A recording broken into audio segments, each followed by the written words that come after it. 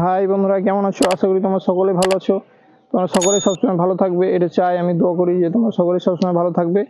তো যাই হোক, আজকে আমি একটা আমের, যে কোনো আমের বিষয়ে, কথাটা ব্যানানা আম অবশ্যই, আমি যে কোনো আমের বিষয়ে আজকে ভিডিওটা দিচ্ছি। তো আমি প্রথমে একটা আম দেখাই। মানে ধরেছিল প্রচুর, আমরা কিন্তু মুকুল ভেঙে দিয়েছি। এখান থেকে প্রচুর চারা করার জন্য প্রচুর আমরা ডোক পাই। ব্যানানা, এই যে অনেক লম্বা আমটা, এরকম ব্যানানা আম দেখতেও খুব সুন্দর লাগে, সত্যি বলতে গেলে খুবই সুন্দর। আমরা খেতেও মিষ্টি, আর আঠি একদমই পাতলা, একদমই আঠি পাতলা, মানে কি বলবো, একদমই সে কি বলবো, জিরো সাইজের একদম সরু একটা আঠি হয়, পাতলা ফাইন আঠি। আর আমটা খেতে খুব মিষ্টি, দেখতেও ভালো লাগে, পাকলেও কালারটা খুব সুন্দর, হলুদ ইয়েলো একদম হয়ে যায় ওটা আমটা। তো যাই হোক, যে কোনো আমের বিষয়ে আমি একটা ভিডিও দিচ্ছি আজকে। প্রথমে আম, মানে যখন গাছ লাগাবেন, গোবর সার তো জীবনে দিবেন না।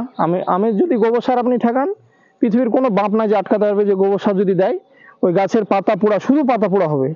আপনারা এটা খেয়াল রাখবেন, দেখবেন যে গাছের আপনি ওই গোবর সার দিয়েছেন, তো দেখবেন আপনার টবে গাছ থাকলেই শুধু পাতা পোড়া রোগটা অবশ্যই হবে। কিন্তু আপনারা হয়তো ভেবে পাবেন না যে কি কারণে হচ্ছে। অবশ্যই আম গাছে গোবর সার দিলে ওই পাতা পোড়া রোগ হবে। আপনি যত সার বিষ স্প্রে করেন তত তো আরো ক্ষতির দিকে যাবে। আর প্রথমেই যদি গাছ মানে লাগাতে হয়, মানে শুধু শুদ্ধ মাটি, নর্মাল মাটি দিয়ে লাগাবেন, গোবর সার ঠেকাবেন না। গোবর সার যখনই দিবেন দেখবেন যে গাছের পাতায় পুরা পুরা ভাব হচ্ছে, হলুদ ভাব হয়ে গাছটা আস্তে আস্তে দেখা যাচ্ছে শুকিয়ে মারা যাচ্ছে। আম, লিচুতে এসবে তো গোবর সার চলবেই না, গোবর সার দিবেন না। গাছটা নর্মালি ভাবে লাগাবেন, ঠিক আস্তে আস্তে বাড়বে। মাঝে মধ্যে ডিএপি পটাশ 1 চামচ করে দিবেন, মাঝে মধ্যে গোবর সার দিবেন, মাঝে মধ্যে খোল পচা দিবেন, মাঝে মধ্যে হাড় গুঁড়ো দিবেন, এরকম করে দিতে থাকবেন, গাছে এমনি বাড়বে।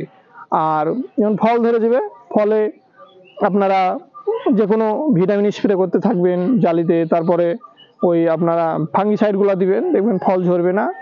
আর আম গাছকে এমনি ভালো রাখার জন্য অত বেশি পরিচর্যা হয় না, যে লেবু বা বেদানা অন্যান্য যে একটু যত্ন পরিচর্যা করতে হয়। আমে তো এমনি আজগবি আম হয় আমাদের, যে এটা যেহেতু এলাকা বা দেশীয় ফল, এটা খুব সুন্দরভাবে হয় আম।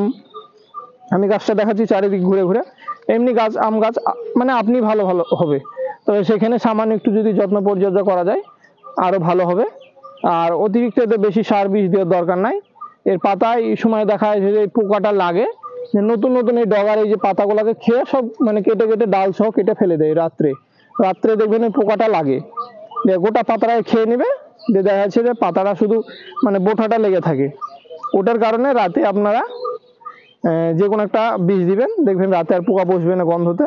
ওই রাতে একটা পোকা বসায় দিয়ে পাতাকে সমস্ত খেয়ে নেয় কেটে। আমি এই গাছটাই দেখাচ্ছি, এই রোগটা কিন্তু হয়, এই যে এখানে দেখেন সব কিন্তু পাতা খেয়েছে, এরকম কিন্তু ক্ষতির সম্মুখীন হতে হয়। এই তবে এটার জন্য আপনারা রাতে বিষ স্প্রে করুন, পারফেক্ট সুপার বা ইমেজ, এসব গন্ধওয়ালা বিষ স্প্রে করবে, দেখবেন যে এই পাতা যা কেটে দিচ্ছে পোকাতে, গাছের ক্ষতি করছে, এটা হবে না। আর গাছ এমনি আপনাদের ভালো সবুজ সতেজ থাকবে। তবে শুধু মাঝে মধ্যে খোল পচা হাড় গুঁড়ো দিবেন আর ডিপি পটাশটা দিবেন, এমনি গাছ ভালো হবে।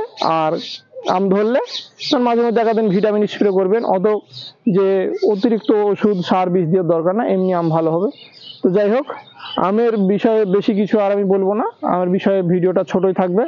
আর গোড়ায় খাবার দাবারের ব্যাপারে ওই যে হাড় গুঁড়ো, শিংকুচি, খোল পচা জল এইসবগুলো দিবেন। আর আম গাছে বেশি জল লাগে, খুব আম গাছে জল শোষণ করে, তো জলটা অবশ্যই আপনারা মেনটেন করবেন। আর আম গাছের যে কোনো পরিচর্যায় আবার ভিডিও আমি দিব। তো নেক্সট ভিডিওতে বন্ধুরা আবার দেখা হচ্ছে, ভিডিওটা শেষ করছি।